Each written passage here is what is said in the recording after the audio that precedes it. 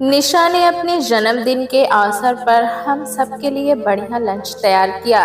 थक कर भोजन करने के बाद सब आराम करने के लिए जब उठने को हुए तो निशा अचानक भाषण देने वाले अंदाज में उठकर खड़ी हो गई। मैं आप सबसे आज कुछ मांगना चाहती हूँ। कुछ घबराते कुछ शर्माते अंदाज में उसने अपने मन की इच्छा प्रकट की। हम सब हैरान होकर उसे देखने लगे। उसका ये व्यवहार उसके शांत शर्मीले व्यक्तित्व से मेल नहीं खा रहा था। वो करीब 3 महीने पहले मेरी पत्नी बनकर इस घर में आई थी। सब बड़ी उत्सुकता से उसके आगे बोलने का इंतजार करने लगे। आप सब लोग मुझसे बड़े हैं और मैं किसी की डांट का, समझाने का, रोकने टोकने का जरा सा भी बुरा नहीं मानती हूँ। मुझे कोई समझाएगा नहीं तो मैं सीखूंगी कैसे। निशा इस अंदाज में बोल रही थी मानो अब रो देगी। बहू, तू तो बहुत सुघड़ है। हमें तुझसे कोई शिकायत नहीं। जो तेरे मन में है तू खुलकर कह दे। माँ ने उसकी तारीफ कर उसका हौसला बढ़ाया। पापा ने भी उनका समर्थन किया। बहू, तुम्हारी इच्छा पूरी करने की हम कोशिश करेंगे। क्या चाहती हो तुम? निशा हिचकिचाती सी आगे बोली। मेरे कारण जब कभी घर का माहौल खराब होता है तो मैं खुद को शर्म से जमीन में गड़ता महसूस करती हूँ। प्लीज प्लीज, आप सब मुझे लेकर आपस में झगड़ना बिल्कुल बंद कर दीजिए। अपने जन्मदिन पर मैं बस यही उपहार मांग रही हूँ। मेरी ये बात आप सबको माननी ही पड़ेगी। प्लीज। माँ ने उसे रुआंसा होते देखा तो प्यार भरी डांट लगाने लगी। इस घर में तो सबका गला कुछ ज्यादा जोर से ही फटता है। बहू, तुझे ही आदत डालनी होगी शोर शराबे में रहने की। वाह, अपनी आदत के अनुसार पापा माँ से उलझने को फौरन तैयार हो गए। कितनी आसानी से सारी जिम्मेदारी इस औरत ने बहू पर ही डाल दी है। अरे, सुबह से रात तक चीखते चिल्लाते तेरा गला नहीं थकता। अब बहू के कहने से ही बदल जा। मैं ही बस चीखती चिल्लाती हूँ और बाकी सबके मुंह से तो जैसे शहद टपकता है। कोई ऐसी बात होती है घर में जिसमें तुम अपनी टांग न अड़ाते हो? हर छोटी से छोटी बात पर क्लेश करने को मैं नहीं तुम तैयार रहते हो।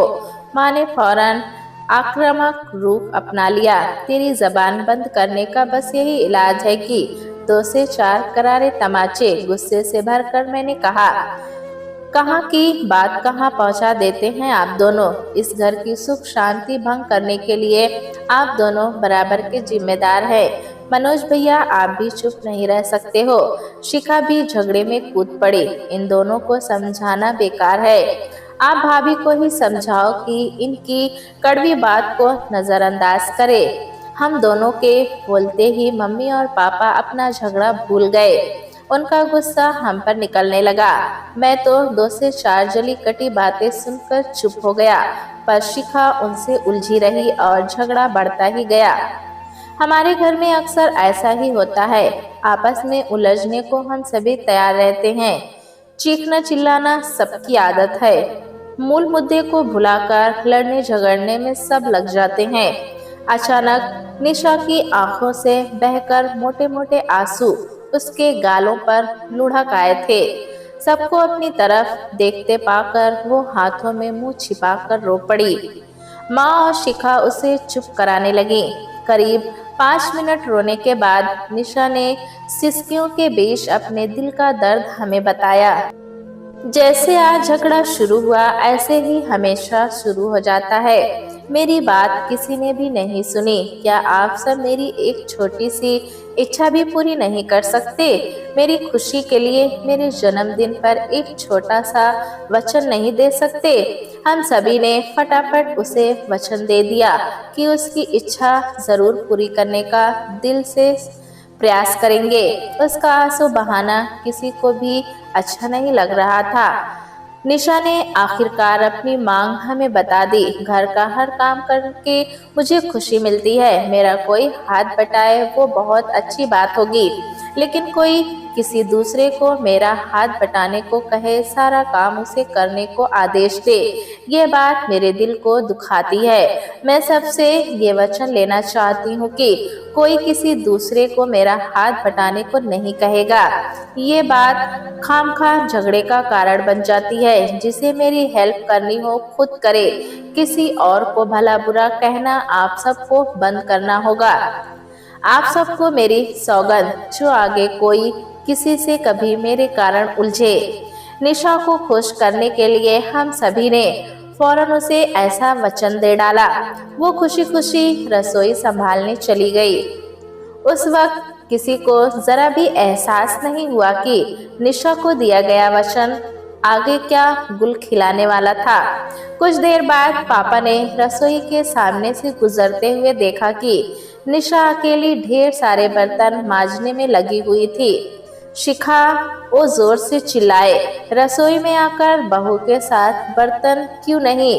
पापा, अभी अभी मुझे दिया वचन क्यों भूल रहे हैं आप? निशा ने हाथ जोड़कर प्रार्थना की, पापा प्लीज आप दीदी से कुछ मत कहिए। कुछ पलों की बेचैनी व नाराजगी भरी खामोशी के बाद उन्होंने निर्णय लिया, ठीक है, मैं किसी से कुछ नहीं कहूँगा, पर तुम्हारे काम में हाथ बटाना तो तेरे हाथ में है। मैं मजवाता हूँ तेरे साथ बर्तन। अपने कुर्ते की बाजुएं ऊपर चढ़ाते हुए वे निशा के बगल में जा खड़े हुए। वे अभी एक तश्तरी पर ही साबुन लगा पाए थे कि माँ भागती हुई रसोई में आ पहुंची। छी छी, ये क्या कर रहे हो? उन्होंने पापा के हाथों से तश्तरी छीनने की असफल कोशिश की। माँ ने चिढ़ और गुस्से का शिकार हो शिखा को ऊंची आवाज में पुकारा, तो निशा ने दबी घबराई आवाज में उनके सामने भी हाथ जोड़कर वचन की याद दिला दी। समीक्षा की शादी में क्या चीज आड़े आ रही थी, क्या मुसीबत है? उन्होंने अचानक पूरी ताकत लगाकर पापा के हाथ से तश्तरी छीन ही ली और उनका हाथ पकड़कर खींचती हुई रसोई से बाहर ले आई। आपको ये काम शोभा देगा क्या? जाइए अपने कमरे में जाकर आराम कीजिए, मैं करवा रही हूँ बहू के साथ काम। माँ मुड़ी और किलसती सी निशा के पास पहुंचकर बर्तन साफ कराने लगी। गुसलखाने से बाहर आते हुए मैंने साफ साफ देखा, पापा शरारती अंदाज में मुस्कुराकर निशा की तरफ आंख मारते हुए जैसे कह रहे हो कि आ गया ऊंट पहाड़ के नीचे। फिर वे अपने कमरे की तरफ चले गए। मेरे देखते ही देखते शिखा भी रसोई में आ गई। इतने से बर्तनों को 3-3 लोग मांजे, ये भी कोई बात हुई? मुझे सुबह से पढ़ने का मौका नहीं मिला है। माँ, जब भाभी है यहाँ तो तुमने मुझे क्यों चिल्लाकर बुलाया? शिखा गुस्से से बड़बड़ाने लगे, मैंने इसलिए तुझे बुलाया क्योंकि तेरे पिताजी के सिर पर आज बर्तन मांजने का भूत चढ़ा हुआ था। ये क्या कह रही हो आप? शिखा ने चौंकते हुए पूछा। मैं सही कह रही हूँ। अब सारी रसोई संभलवा कर ही पढ़ने जाना, नहीं तो वे फिर यहाँ घुस आएंगे। कहकर माँ रसोई से बाहर आ गई। उस दिन से निशा ने वचन व पापा की अजीबोगरीब हरकत के कारण शिखा मजबूरन पहली बार निशा का लगातार काम में हाथ बटाती रही। इसमें कोई शक नहीं कि शादी के कुछ दिनों बाद से ही निशा ने घर के सारे कामों की जिम्मेदारी अपने कंधों पर ले ली थी। हर काम को भाग भाग कर करना उसका स्वभाव था। इस कारण शिखा और मम्मी ने धीरे धीरे हर काम से हाथ खींचना शुरू कर दिया था। इस बात को लेकर मैं कभी कभी शोर मचाता तो माँ और शिखा ढके छिपे अंदाज में मुझे जोरों का गुलाम ठहरा देती। झगड़े में इन दोनों से जीतना संभव नहीं था क्योंकि दोनों की जबानें तेज और पैनी हैं। पापा डपट कर शिखा या माँ को अक्सर काम में लगा देते थे, पर इसका फल निशा के लिए ठीक नहीं रहता। उसे अपनी सास व ननद की ढेर सारी कड़वी तीखी बातें सुनने को मिलती। अगले ही दिन सुबह पापा ने झाड़ू उठाकर सुबह 7 बजे से घर साफ करना शुरू कर दिया था। तो फिर घर में भगदड़ मच गई। बहू तुम नाश्ता बनाती रहो, मैं 15 से 20 मिनट में सारे घर की सफाई कर दूंगा, कहकर पापा फिर से ड्राइंग रूम में झाड़ू लगाने लगे। ऐसी क्या आफत आ रही है पापा? शिखा ने अपने कमरे से बाहर आकर क्रोधित लहजे में कहा। झाड़ू कुछ देर बाद भी लग सकता है, घर की सारी सफाई सुबह ही होनी चाहिए, पापा ने कहा। लाइए मुझे दीजिए झाड़ू। शिखा ने बड़ी जोर के झटके से उनके हाथ से झाड़ू खींची और हिंसक अंदाज में काम करते हुए सारे घर की सफाई कर दी। वो फिर अपने कमरे में बंद हो गई और घंटे भर बाद कॉलेज जाने के लिए ही बाहर निकली। उस दिन जबरदस्त नाराजगी दर्शाते हुए वे बिना नाश्ता किए ही कॉलेज चली गई। माँ ने इस कारण पापा से झगड़ा करना चाहा तो उन्होंने शांत लहजे में बस इतना ही कहा, पहले मैं शोर मचाता था और अब चुपचाप बहू के काम में हाथ बटाता हूँ, क्योंकि हम सब ने उसे ऐसा करने का वचन दिया है। शिखा को मेरे हाथ से झाड़ू छीनने की कोई जरूरत नहीं थी। रिटायरमेंट के बाद भी लोग कहीं ना कहीं काम करने जाते हैं। तुम भी घर में पड़े रहकर घर गृहस्थी के कामों में टांग अड़ाना छोड़ो और कहीं नौकरी ढूंढ लो। माँ ने बुरा सा मुंह बनाकर उन्हें नसीहत दी तो पापा ठहाका लगाकर हंस पड़े। उस शाम मुझे ऑफिस से घर लौटने में फिर देर हो गई। पुराने यार दोस्तों के साथ घंटों गपशप करने की मेरी आदत छूटी नहीं थी। निशा ने कभी अपने मुंह से शिकायत नहीं की, पर यूं लेट आने के कारण मैं अक्सर माँ और पिताजी से डांट खाता रहा हूँ। बहू के साथ कहीं घूमने जाया कर, उसे रिश्तेदारों और पड़ोसियों से मिलवाना चाहिए तुझे। यार दोस्तों के साथ शादी के बाद ज्यादा समय बर्बाद करना छोड़ दे। बार बार मुझे समझाया जाता, पर मैं अपनी आदत से मजबूर था। मैं उस दिन करीब 9 बजे घर में घुसा तो माँ ने बताया, तेरी बहू और पिताजी घूमने गए हैं। कहाँ? मैंने माथे पर बल डालकर पूछा। फिल्म देखने गए हैं और खाना भी बाहर खाकर ही आएंगे। शिखा ने मुझे भड़काया। हमने तो कभी नहीं सुना कि नई दुल्हन पति के बजाय ससुर के साथ फिल्म देखने जाए। मैंने कोई जवाब नहीं दिया और गुस्से से भरा अपने कमरे में आ घुसा। मैंने खाना खाने से भी इनकार कर दिया। वे दोनों 10 बजे के बाद घर लौटे। पिताजी ने आवाज देकर मुझे ड्राइंग रूम में बुला लिया। खाना क्यों नहीं खाया है अभी तक तुमने? भूख नहीं है मुझे, मैंने उखड़कर लहजे में जवाब दिया। मैं बहू को घुमाने ले गया, इस बात से नाराज है क्या? इसे छोड़ गए, ये नाराजगी पैदा करने वाली बात नहीं क्या? माँ ने वार्तालाप में दखल दिया। इसे पहले से सारा कार्यक्रम बता देता तो क्या बिगड़ जाता आपका? देखो भाई, बहू के मामलों में मैंने किसी को भी कुछ बताना समझाना बंद कर दिया है। जहां मुझे लगता है कि उसके साथ गलत हो रहा है, मैं खुद कदम उठाने लगा हूँ उसकी सहायता के लिए। अब मेरे काम किसी को अच्छे लगे या बुरे, मुझे परवाह नहीं। पापा ने लापरवाही से कंधे उकसाए। मैं आपसे कुछ कह रहा हूँ क्या? मेरी नाराजगी अपनी जगह कायम रही। बहू से भी कुछ मत कहना, मेरी जिद के कारण ही वो मेरे साथ गई थी। आगे भी अगर तुमने यार दोस्तों के चक्कर में फंसकर बहू की उपेक्षा करनी जारी रखी तो हम फिर घूमने जाएंगे। हाउसफुल होने के कारण आज फिल्म नहीं देखी है हम दोनों ने। कल की 2 टिकटें लाए हैं। तुझे बहू के साथ जाने की फुर्सत ना हो तो मुझे बता देना, मैं ही ले जाऊंगा उसे अपने साथ। अपनी बात कहकर पापा अपने कमरे की तरफ बढ़ गए। निशा को तंग करने के लिए मैं उस रात खाना बिल्कुल ना खाता, पर ऐसा कर नहीं सका। उसने मुझे बताया कि वो और पापा सीधे चाचा जी के घर गए थे। दोनों बाहर से कुछ भी खाकर नहीं आए थे। इन तथ्यों को जानकर मेरा गुस्सा गायब हो गया और हम दोनों ने साथ साथ खाना खाया। अगले ही दिन निशा और मैंने साथ साथ फिल्म देखी और खाना भी बाहर खाकर ही लौटे थे। यूं घूमना उसे बड़ा भा रहा था और वो खूब खुलकर मेरे साथ हंस बोल रही थी। उसकी खुशी ने मुझे गहरा संतोष प्रदान किया। पापा ने एक ही झटका देकर मेरी देर से घर आने की आदत को छुड़ा दिया था। यार दोस्त मुझे रोकने की कोशिश में असफल रहते थे। मैं निशा को खुश और संतुष्ट रखने की अपनी जिम्मेदारी पापा को कतई नहीं सौंपना चाहता था। पापा की अजीबोगरीब हरकतों के चलते माँ और शिखा भी बदले। ऐसा हुआ भी कि एक दिन पापा को पूरे घर में झाड़ू लगानी पड़ी। शिखा या माँ ने उन्हें ऐसा करने से रोका नहीं था। उस दिन शाम को चाचा सपरिवार हमारे घर आए हुए थे। पापा ने सबके सामने घर में झाड़ू लगाने का यूं अकड़कर बखान किया मानो बहुत बड़ा तीर मारा हो। माँ और शिखा उस वक्त तो सबके साथ हंसी, पर बाद में पापा से खूब झगड़ी भी।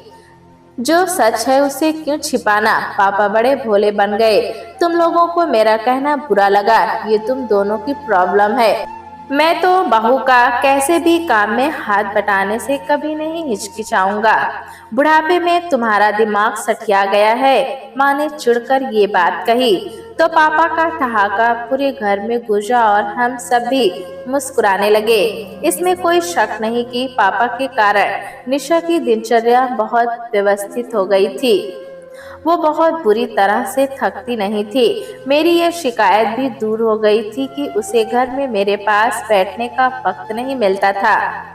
धीरे धीरे माँ और शिखा निशा का घर के कामों में हाथ बटाने की आदी हो गई। बहुत खुश व संतुष्ट नजर आ रहे पापा को एक दिन सुबह सुबह माँ ने उन्हीं के अंदाज में झटका दिया था।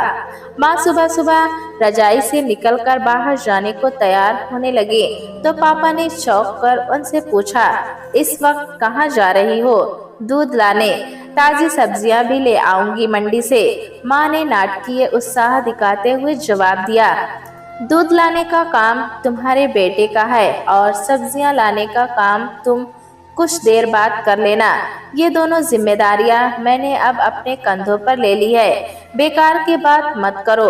इतनी ठंड में बाहर जाओगी तो सारे जोड़ अकड़ कर दर्द करने लगेंगे। गठिया के मरीज को ठंड से बचना चाहिए। दूध रवि ही लाएगा। पापा ने मुझे आवाज लगाई तो मैं फटाफट उनके कमरे में पहुंच गया। माँ ने पिछली रात ही मुझे अपना इरादा बता दिया था। पापा को घेरने का हम दोनों का कार्यक्रम पूरी तरह तैयार था। रवि दूध तुम ही लाना। नहीं, दूध मैं ही लेने जाया करूंगी। माँ ने पापा की बात जिद्दी लहजे में फौरन काट दी। माँ की बात पर ध्यान मत दे और दूध लेने चला जा तू। पापा ने मुझे आदेश दिया। देखो जी, मेरे कारण आप रवि के साथ मत उलझो। मेरी सहायता करनी हो तो खुद करो। मेरे कारण रवि डांट खाए ये मुझे मंजूर नहीं। माँ तनकर पापा के सामने खड़ी हो गई। मैं क्या सहायता करूं तुम्हारी? पापा चौंक पड़े। मेरी गठिया की फिक्र है तो दूध और सब्जी खुद ले आइए। रवि को कुछ देर ज्यादा सोने को मिलना ही चाहिए, नहीं तो सारा दिन थका सा नजर आता है।